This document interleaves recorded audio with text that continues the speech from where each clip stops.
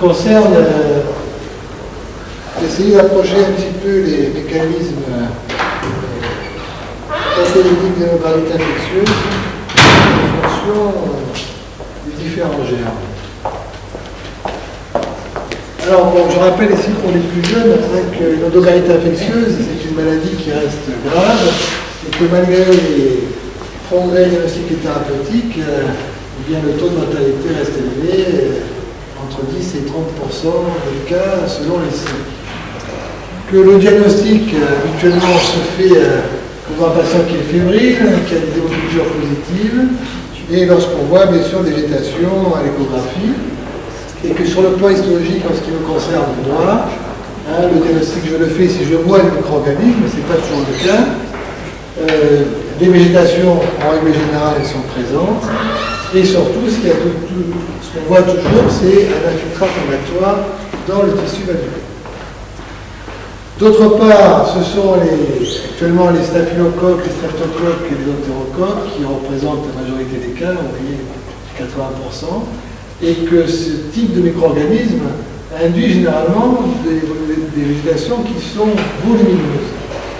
Par opposition, si on regarde en ce qui concerne les organismes de recul, là par contre, on a de petites végétations, et puis j'avais montré dans un travail qui a déjà une dizaine d'années, qui avait également une inflammation à cellules mononucléées essentiellement, en particulier macrophagique, une fibrose et fréquemment des calcifications. Alors, on sait depuis longtemps que les micro-organismes responsables d'endocarite infectieuse vont venir coloniser des valves qui sont, en règle générale, probablement endommagées, et que ces lésions valvulaires exposent donc la matrice extracellulaire sous-jacente, ce qui induit la production de tissus de facteurs tissulaires qui déclenchent la coagulation. Et dans cette coagulation, comme vous le savez, il y a le dépôt de plaquettes et ensuite de fibrulles. Alors j'ai mis plaquettes en rouge parce qu'on va s'intéresser aux plaquettes en particulier. Donc ça, c'est le schéma classique qui vous résume les choses. Vous avez l'enlèvement endothélial, le tissu valvulaire, une lésion d'ulcération endothéliale qui déclenche la coagulation, donc des plaquettes qui viennent s'activer et s'agréger, et les micro-organismes, là on a pris l'exemple du staphylocoque doré, qui viennent adhérer, on va voir un petit peu comment, à ces plaquettes actives. Mais si on prend l'exemple du staphylocoque doré, il peut déjà se coller à des plaquettes activées au sein même de la circulation sanguine. Alors, le modèle, ça c'est le modèle classique de l'endocarite infectieuse, qui commence par la formation d'un thrombus aseptique, c'est ce que les anglo-saxons appellent NBTE pour non-bacterial thrombotic endocarditis. Et la première étape, c'est donc le dépôt de plaquettes, ensuite de fibrines, qui viennent s'agréger sur une valve qui est soit lésée, donc ulcérée, soit simplement enflammée, qui entraîne donc cette formation de thrombus aseptique. Et il est intéressant de voir qu'on peut trouver ce type de lésion en dehors de l'endocarite infectieuse lorsqu'on fait des examens post-mortem systématiques chez environ 1% des personnes. Alors quels sont il y a bien sûr des facteurs prédisposants à ces thrombus aseptiques qui sont depuis longtemps bien connus. Bien sûr tout ce qui est maladie cardiaque au sens large, surtout bien sûr l'inflammation valvulaire qui peut se voir, et moi je le vois fréquemment sur les coupes histologiques, qui se voit fréquemment sur des valves qui sont simplement dégénérates. On a des signes de dégénérescence valvulaire qui s'accompagnent d'une inflammation réactionnelle. Également à partir d'un certain âge, et en particulier, je vous l'ai mis ici, un peu comme on voit sur les parois artérielles, des micro-ulcérations qui peuvent résulter de lésions athéroscléreuses sous-jacentes.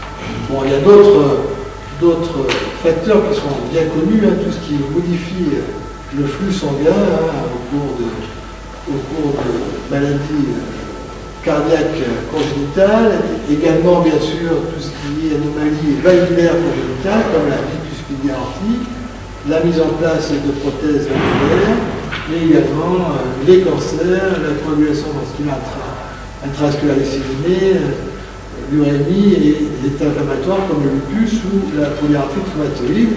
Tout ça d'ailleurs s'accompagne d'une activation plaquettaire. Alors, donc, le fait qu'il y ait contact entre le sang et le compartiment sous-endothélial, ça déclenche la coagulation sanguine, et donc, ça c'est important, hein, le premier temps, c'est le dépôt de plaquettes, et dans ce coagulum, eh bien, il y a de nombreuses protéines de l'autre, et notamment des protéines plaquettaires, et sur ces protéines, les bactéries, on va voir comment, peuvent venir adhérer fortement.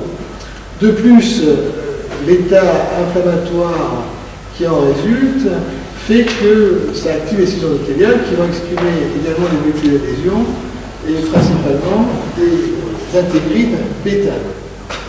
Deuxième étape, c'est donc l'adhésion bactérienne à ces thrombus aseptiques.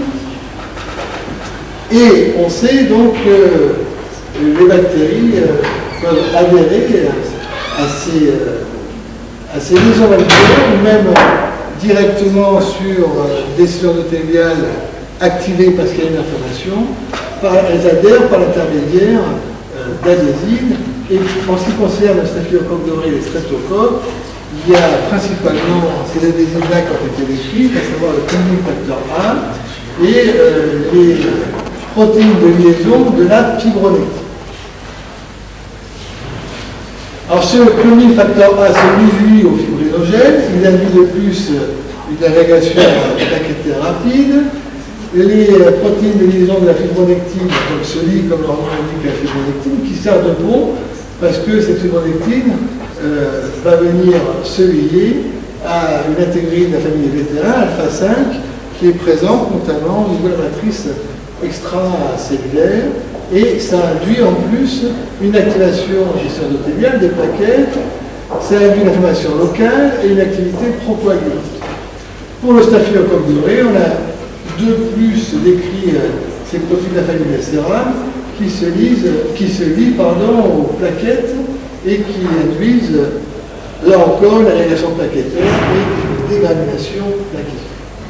Alors c'est un schéma qui nous résume ce que je viens de vous dire, hein, si on prend le staphylocoque doré avec le clonine factor A, c'est les protéines de liaison de la fibronectine, par l'intermédiaire de la fibronectine, mais également le fibrinogène, ça peut adhérer à la surface plaquettaire. Hein, ici vous avez les protéines membranaires plaquettaires, notamment la GP de l'étrasa, qui donc lie la fibronectine et donc par son intermédiaire permet au staphylocoque doré de se lier à la surface plaquettaire et d'activer ainsi les plaquettes. Troisième étape, ça va être la croissance bactérienne au sein de la végétation, hein, et l'augmentation de la taille de ces végétations qui, comme vous le savez certainement, ces végétations constituent un milieu idéal de croissance bactérienne à l'abri des défenses immunes. Donc on voit, si on reprend ces micro-organismes, à savoir le staphylocoque doré et les streptocoques, qui vont déclencher, ça c'est important, l'activation de l'agrégation plaquettaire, également la production de facteurs tissulaires par les monocytes qui sont recrutés localement à partir du sang, et qu'en ce qui concerne le reste de la végétation, la fibrine est un facteur puissant pour promouvoir également l'agrégation plaquettaire. Alors, donc, ce travail, hein, c'est essayer de comprendre un petit peu les mécanismes pathogéniques d'induction de l'immunité infectieuse, et cela en fonction des micro-organismes responsables. Nous sommes partis de la constatation en ce qui concerne la différence de la taille de la végétation entre des endocardites à germe classique, comme les staphylocoques et les streptocoques, et les endocardites au cours de la fibrocule. Et nous sommes intéressés donc au rôle des plaquettes. Est-ce que ça peut jouer un rôle en tant que mécanisme pathogénique dans ce type de pathologie? Alors nous avons pris 26 endocardites staphylocoque doré pour 21 endocardites au cours du fibrocule. Le sexe ratio là, pour les endocardites staphylocoque doré est à peu près équivalent, 14 hommes plus femmes. L'âge moyen environ 55 ans, il y avait 25 valves négatives, une hypoprothèse valvulaire. Pour les endocardites à fibrocule, là le sexe ratio c'était plutôt défavorable aux hommes, plutôt défavorable. L'âge moyen est à peu près équivalent, 53 ans, et il y avait 18 valves négatives pour 3 à 0. On a utilisé donc, après immunomarquage avec l'anticorps anti-CD61 qui dirigeait contre la sous-unité GP3A, donc la GP de B3A, et nous avons utilisé pour quantifier un petit peu ce qu'on observait le système d'analyse d'image présent ici à la faculté, qui est le système sanguin. Alors voilà ce qu'on obtient. Si on prend ici l'endocardite staphylocoque doré, on a le tissu valvulaire, la végétation, très inflammatoire en surface. On utilise une coloration de gros code pour bien voir les micro-organismes. Ils sont là en foncé, et on voit qu'ils sont présents au sein de la végétation. Lorsqu'on utilise cet anticorps anti-CD61, eh bien on voit qu'on marque la totalité de la végétation et qu'il y a une colocalisation entre les micro-organismes présents dans cette végétation et les plaquettes présentes également dans la végétation. Là, vous avez l'endocardite de la fibrocule. Vous voyez que c'est pratiquement pas inflammatoire. Et pourtant, au sein du tissu valvulaire, il y a là, tout ce qui est rouge, c'est la détection de bactéries dans les macrophages. Et que lorsqu'on utilise les CD61, eh bien, on a une petite végétation, elles sont d'ailleurs parfois absentes dans les endocardites de la fibrocule, là c'est tout petit en surface valvulaire, et qu'il n'y a pas de colocalisation entre la bactérie présente dans le macrophage et les plaquettes présentes dans la végétation. Autre exemple, l'endocardite staphylocoque doré, là le GEMSA vous montre en foncé là, tout ce qui est micro-organismes à l'intérieur d'une végétation volumineuse. Le gros cote également vous montre en foncé ces micro-organismes dans la végétation, et puis le CD61 marque les plaquettes, et vous voyez que ça occupe la totalité de la végétation. Là c'est une fibrocule. Vous voyez que vous avez une petite végétation ici en surface, une fibrose, des calcifications. La détection pour le même patient de Coxsackie mais à l'intérieur du tissu valvulaire, et la végétation révélée par le marquage plaquettaire par le C61, toute petite en surface valvulaire. Dernier exemple, autre endocardite de la fibrocule, la détection ici de Coxsackie dans les macrophages, dans le tissu valvulaire, un petit peu sous la surface, et puis vous voyez la végétation là, qui est pratiquement inexistante avec le CD61. Donc après quantification, on voit qu'il y a une différence réellement significative lorsqu'on fait le rapport en pourcentage de la surface occupée par l'immunomarquage et sur la surface totale valvulaire. On voit que, bien sûr, pour les endocardites à la fibrocule, c'est bien plus petit, autour de 9% par rapport à plus de 40% des endocardites au cours d'une infection par la staphylocoque.